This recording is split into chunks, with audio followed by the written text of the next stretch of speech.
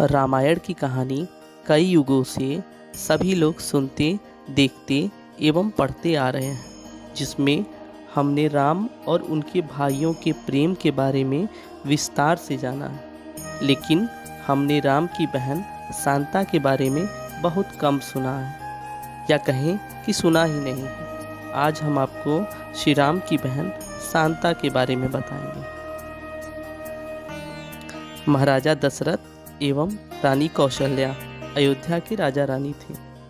राजा दशरथ की दो अन्य और रानियां थीं, जिनके नाम कैकेयी और सुमित्रा था।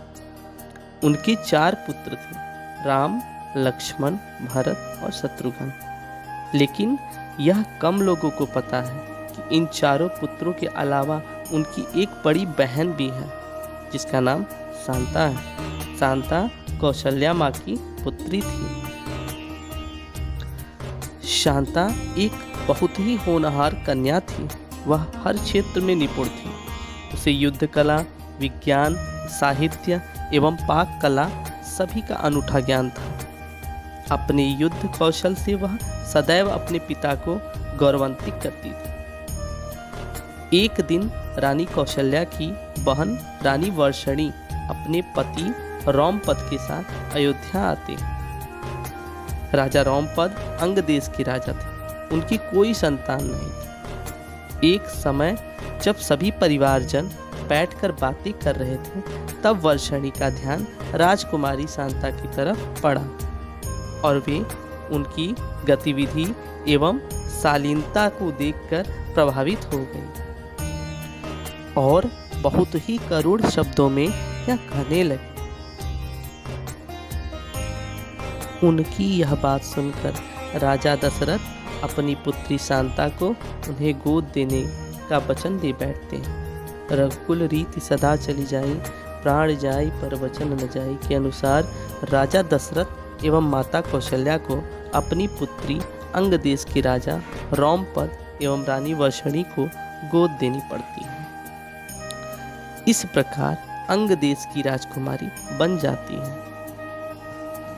एक दिन अंगराज रोमपद अपनी पुत्री, गोद ली हुई पुत्री शांता के साथ विचार विमर्श कर रहे थे। उसी समय एक ब्राह्मण याचक अपनी याचना लेकर आया, लेकिन रोमपद अपनी वार्ता में इतने व्यस्त थे कि उन्होंने ब्राह्मण की याचना सुनी ही नहीं और ब्राह्मण को बिना कुछ दिए खाली हाथ जाना पड़ा। यह बात देवताओं के राजा इंद्र को बहुत बुरी लगी और उन्होंने वरुण देवता को आदेश दिया अंग देश में बारिश ना करे।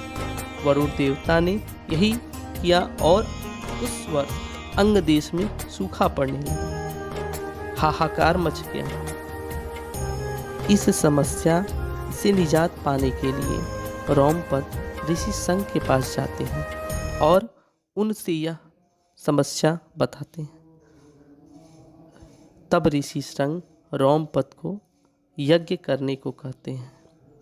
ऋषि संघ के कहे अनुसार यज्ञ किया जाता है और पूरे विधि विधान से संपन्न होने के बाद अंग देश में बारिश होने लगती और सूखे की समस्या खत्म हो जाती है। ऋषि संघ से प्रसन्न होकर अंगराज रोमपद ने अपनी पुत्री शांता का विवाह ऋषि संघ से कर दिया। शांता के बाद राजा दशरथ की कोई संतान नहीं थी। वह अपने वंश के लिए बहुत चिंतित थे। तब वे ऋषि संघ के पास जाते हैं और उन्हें पुत्र कामाक्षी यज्ञ करने का आग्रह देते हैं। तब अयोध्या की पूर्व दिशा में एक स्थान पर राजा दशरथ के लिए एक पुत्र कामाक्षी यज्ञ किया जाता है। आज भी इस स्थान पर स्मृतियां हैं।